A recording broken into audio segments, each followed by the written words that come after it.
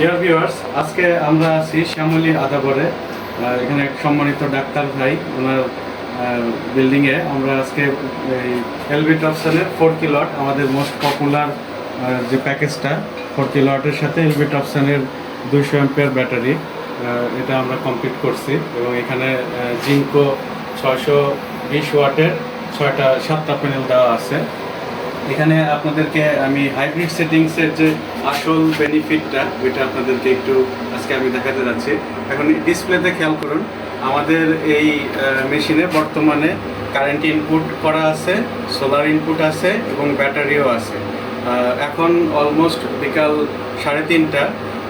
আমাদের এই সেটআপে সোলার থেকে ফুল লোড অটোমেটিকলি চলতেছে। যেমন কারেন্টের ইনপুট দেওয়া আছে কিন্তু কারেন্ট মেশিন অফ করে রাখছে এবং ব্যাটারিও কানেক্টেড আছে। ব্যাটারি ফুল চার্জ হওয়ার সাথে সাথে ব্যাটারি ফুল কাট অফ হয়ে স্ট্যান্ড বাই মোডে আছে। সোলার থেকে ফুল লোডটা, বাসার যে লোড আছে লোডটা সোলারের মাধ্যমে চলতেছে। দেখতে পাচ্ছেন ব্যাটারির চার্জটা একদম ফুল আছে, এজন্য ব্যাটারি স্ট্যান্ড বাই আছে। এবং আমাদের এই সেটআপে আপনি সর্বোচ্চ লেভেলের সারাদিনে বিদ্যুৎ সাশ্রয় করতে পারবেন, যেহেতু মেশিনটা অটোমেটিকলি এখানে দেখাচ্ছে আমার লোড যতটুকু সোলার অতটুকু থেকে জেনারেট করতেছে। এবং আমরা বলতে পারি ফুল লোডটা সূর্যের আলোর মাধ্যমে ফ্রিতে চলতেছে, সোলার থেকেই চলতেছে।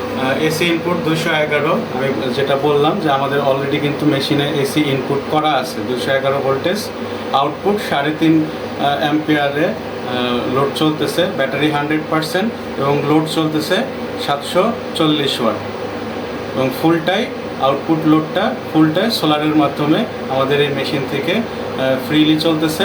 এবং এই সেটআপটায় সারাদিন সোলার থেকে চলে, লোডটা অটোমেটিকলি সোলার থেকে চলতে থাকে এবং ব্যাটারিটা ফুল চার্জ হয়ে যায়।